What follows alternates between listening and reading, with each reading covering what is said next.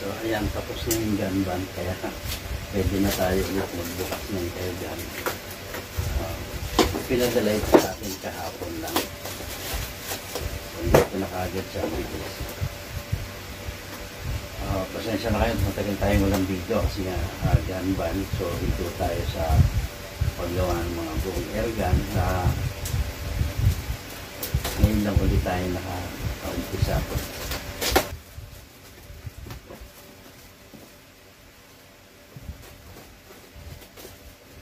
Kinuha ko lang ng buo itong papel kasi para meron tayong record nung padala ko sa kayo.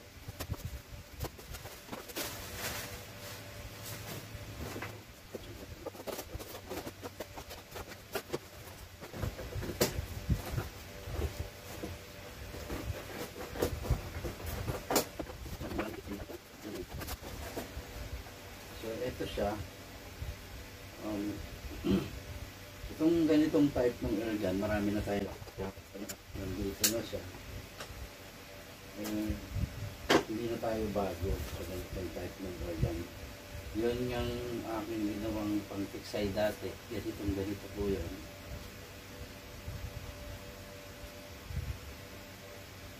So ayan, folding yung kanyang bat. Maganda yung bat na. Folding siya. Kasi ito yung kanyang silencer. At ano na natin to, bukas o mamaya na natin gagawin. Pero itutuloy muna natin yung paggawa doon sa kanyang offset. Gagawin natin itong PCB. Tapos may ano pa siya, may magazine pa siya ng ano to parang bulitas yung ginagamit. Pero parang hindi niya na ginagamit to. Ayan, maganda yung gawa niya ng ano.